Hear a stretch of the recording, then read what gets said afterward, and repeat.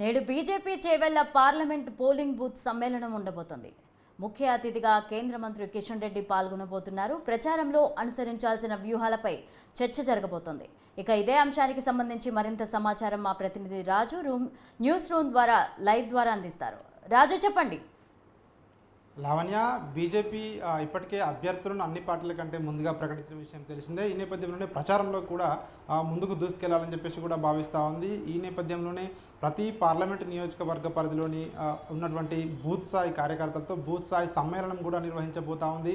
ఈ సమ్మేళనంలో ఆ యొక్క నియోజకవర్గంలో ఉన్నటువంటి పార్టీకి ఉన్నటువంటి బలాలు ఏమిటి, అదేవిధంగా ఎన్నికల ప్రచారంలో అనుసరించాల్సిన వ్యూహాలు ఏమిటి, దానిపై ప్రత్యేకంగా రాష్ట్ర స్థాయి నాయకులతో పాటు అక్కడ పార్లమెంటు అభ్యర్థి, అదేవిధంగా అక్కడ ఉన్న కార్యకర్తలు వీళ్ళందరూ కూడా దానిపై కూలంకషంగా చర్చించి అక్కడ ఉన్న పరిస్థితులను కూడా అవన్నిటిని కూడా ఇటు అధినాయకత్వానికి వివరించనున్నాను. అదేవిధంగా అక్కడ క్యాడర్ ఏం కోరుకుంటా ఉన్నారు, పార్టీ నుంచి ఇంకా ఎట్లాంటి సపోర్ట్ కోరుకుంటా ఉన్నారు, అదేవిధంగా ప్రచారంలో ఎట్లాంటి వ్యూహాలు అనుసరించాలి, అదేవిధంగా ప్రత్యర్థులు ఎవరైతే ఇటు ఇతర పార్టీలు ముఖ్యంగా కాంగ్రెస్ పార్టీ ఇటు బీఆర్ఎస్ పార్టీ చేసే ప్రచారాన్ని ఏ విధంగా తిప్పికొట్టాలి, ఇవన్నిటిపై కూడా ఈ యొక్క సమావేశంలో చర్చించి నిర్ణయం కూడా తీసుకున్నారు. ముఖ్యంగా ఒక్కొక్క పార్లమెంట్ నియోజకవర్గంలో ఒక్కొక్క విధంగా అక్కడ సమస్యలు కావచ్చు, అదేవిధంగా అక్కడ ఉన్న పరిస్థితులను కావచ్చు, అవన్నిటినీ కూడా ఒకే రకంగా ఉండవు కాబట్టి ప్రత్యేకంగా సమావేశాలు నిర్వహించాలని చెప్పేసి బీజేపీ పార్టీ నిర్ణయించింది. ఈ నేపథ్యంలోనే ఈరోజు చేవెళ్ల పార్లమెంటు పరిధిలో ఉన్నటువంటి అక్కడ బూత్ స్థాయి కార్యకర్తల సమ్మేళనం నిర్వహిస్తూ ఉన్నారు. ఈ సమ్మేళనానికి ముఖ్య అతిథిగా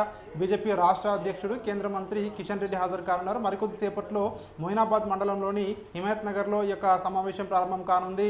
ఈ సమావేశానికి రాష్ట్ర ప్రధాన కార్యదర్శి బీజేపీ రాష్ట్ర ప్రధాన కార్యదర్శి గుజ్జల ప్రేమేందర్ రెడ్డి, అదేవిధంగా బీజేపీ ఎమ్మెల్సీ ఏవిఎన్ రెడ్డి కూడా ఈ యొక్క సమావేశానికి వాళ్ళందరూ కూడా హాజరు కాబోతా ఉన్నారు. ముఖ్యంగా ఇటు కాంగ్రెస్ పార్టీని ఎన్నికల్లో ఖచ్చితంగా ఎదుర్కొనేందుకు ఒక వ్యూహాన్ని సిద్ధం చేయాలి ముఖ్యంగా అని చెప్పేసి కూడా ఇటు పార్టీ నేతలు భావిస్తూ ఉన్నారు. ముఖ్యంగా ఏదైతే కాంగ్రెస్ పార్టీ ఇచ్చినటువంటి 6 గ్యారంటీలు ఉన్నాయో ఈ 6 గ్యారంటీలపై ప్రధానంగా ఫోకస్ చేయనున్నారు. ఏ విధంగా కాంగ్రెస్ పార్టీ చేసే ప్రచారాన్ని తిప్పికొట్టాలని చెప్పేసి కూడా భావిస్తూ ఉన్నారు. ముఖ్యంగా ఇటీవల కాంగ్రెస్ పార్టీ నిర్వహించినటువంటి తుక్కుగూడలో ఏదైతే బహిరంగ సభ నిర్వహించిందో ఆ బహిరంగ సభ ఫెయిల్ అయింది, అటర్ ఫ్లాప్ అయిందని చెప్పేసి కూడా ఇటు ప్రజల్లోకి తీసుకెళ్లాలి అని చెప్పేసి కూడా ఇటు పార్టీ నేతలు భావిస్తూ ఉన్నట్టుగా కూడా తెలుస్తూ ఉంది.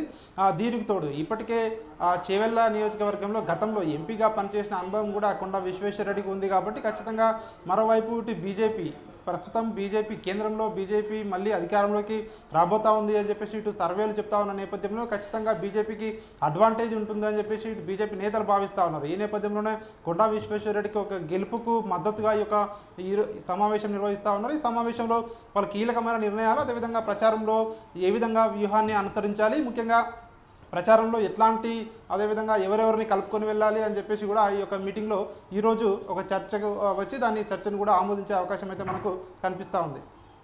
అయితే రాజు, కొంతమంది నాయకులు అయితే బీజేపీ ప్రచారానికి హెల్ప్ చేయట్లేదు అని చెప్పి ఇంతకుముందు కిషన్ రెడ్డి చెప్పడం జరిగింది.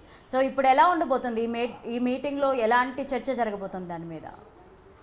ముఖ్యంగా పార్టీలో ఉన్నటువంటి అంతర్గత ఏదైతే కలహాలు ఉన్నాయో అవన్నింటినీ కూడా పక్కన పెట్టి అందరూ ఏకతాటిపైకి వచ్చి పనిచేసే విధంగా కూడా ఉండే విధంగా ఇప్పటికే పార్టీ హైకమాండ్ నుంచి కూడా ఇటు నేతలకు సూచనలు కూడా వచ్చాయి. అయితే ఎక్కడెక్కడ పార్టీలో ఇట్లాంటి సమస్యలు ఉన్నాయో వాటన్నిటిని కూడా క్షేత్రస్థాయిలోకి వెళ్ళి ఈరోజు బూత్ స్థాయి సమ్మేళనంలో అవన్నిటినీ కూడా బూత్ స్థాయి కార్యకర్తల నుంచి ప్రశ్నలు సమాధానాల ద్వారా అవన్నిటినీ కూడా పరిష్కరించే అవకాశం కూడా కనిపిస్తూ ఉంది. ఎక్కడెక్కడ పార్టీకి ఎక్కడెక్కడైతే అంటే మైనస్గా ఉండే అవకాశం కనిపిస్తూ ఉందో, ఎక్కడెక్కడైతే సమస్యలు ఉన్నాయో వాటన్నిటిని కూడా పరిష్కరించే అవకాశం కూడా కనిపిస్తూ ఉంది. చాలా నియోజకవర్గాల్లో కూడా, ఎందుకంటే చాలామంది ఇతర పార్టీల నుంచి వచ్చిన నేతలకు టికెట్లు ఇవ్వడం జరిగింది కాబట్టి వాళ్ళందరినీ కూడా క్షేత్రస్థాయిలో ముఖ్యంగా ఇటు క్యాడర్ సపోర్ట్ చేయడం లేదు అని చెప్పేసి కూడా కొన్ని నియోజకవర్గాల నుంచి ఇటు ఎవరైతే అభ్యర్థులు ఉన్నారో అభ్యర్థులు చెప్తా ఉన్నారు. కాబట్టి ఇట్లాంటి సమస్యలు ఎక్కడా కూడా ఉండకుండా క్యాడర్, అదేవిధంగా లీడర్ వీళ్ళందరూ కూడా సమన్వయం చేసుకొని ముందుకు వెళ్ళాలి అని చెప్పే ఉద్దేశంతో ఈరోజు ఒక మీటింగ్లో వాళ్ళందరికీ కూడా ఒక దిశానిర్దేశం చేసే అవకాశం అయితే కనిపిస్తూ ఉంది. లావణ్య, అయితే రాజు, ప్రతి పార్టీ కూడా వాళ్ళ వ్యూహాలతో ప్రజలను ఆకట్టుకునే ప్రయత్నం చేస్తున్నారు. మరి బీజేపీ ఎలా ముందుకు వెళ్ళబోతోంది? ప్రచారంలో ఏ విధమైన మాటలు చెప్పి ప్రజల్ని ఆకర్షించే ప్రయత్నం చేస్తున్నారు?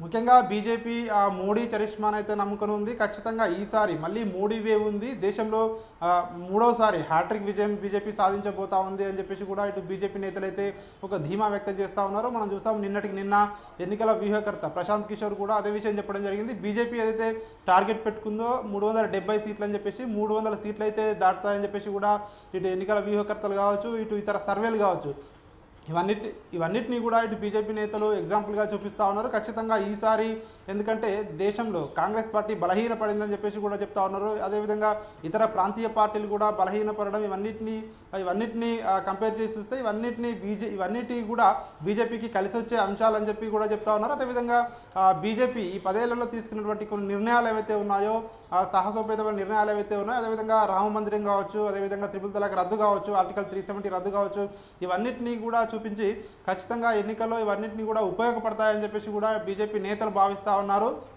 మరోవైపు అభివృద్ధి, అదేవిధంగా సంక్షేమం ఇవన్నిటిని కూడా ప్రజల్లోకి తీసుకెళ్లి మోడీ పథకాలు ఏవైతే ఉన్నాయో, కేంద్ర ప్రభుత్వ పథకాలు తెలంగాణకు ఏ విధంగా ఏ నియోజకవర్గానికి ఎంత మేరకు లబ్ధి చేకూరాయి అనే దానిపై కూడా ఇటు లబ్ధిదారుల డాటాతో పాటు అవన్నిటిని కూడా ఇప్పటికే అభ్యర్థులకు ఇచ్చినట్టుగా కూడా మనకు తెలుస్తూ ఉంది. ఆ అభ్యర్థులందరినీ కూడా నేరుగా అభ్యర్థులు కలవాలి, ఆ ప్రజల్లోకి వెళ్ళాలి, ఇక నుంచి ప్రజల్లోనే ఉండాలి అని చెప్పేసి కూడా ఇటు బీజేపీ నేతలు చెప్తా ఉన్న పరిస్థితి కనిపిస్తూ ఉంది. ఇవన్నిటిని ప్రజల్లోకి తీసుకెళ్తే ఖచ్చితంగా ప్రతి ఒక్క పోలింగ్ బూత్లో 370 ఏదైతే ఓట్లు అదనంగా సాధించడం ద్వారా ఖచ్చితంగా ఏదైతే మనం అనుకున్నటువంటి లక్ష్యాన్ని సాధించగలం. ఖచ్చితంగా రాష్ట్రంలో మెజారిటీ స్థానాలు గెలిపే లక్ష్యంగా కూడా బీజేపీ పార్టీ పనిచేయాలని చెప్పేసి కూడా ఇప్పటికే పార్టీ నిర్ణయించింది. ఇందులో భాగంగానే ప్రతి పార్లమెంట్ నియోజకవర్గంలో బూత్ స్థాయి కార్యకర్తల సమ్మేళనాన్ని కూడా ఏర్పాటు చేశారు. Right, thank you Raju.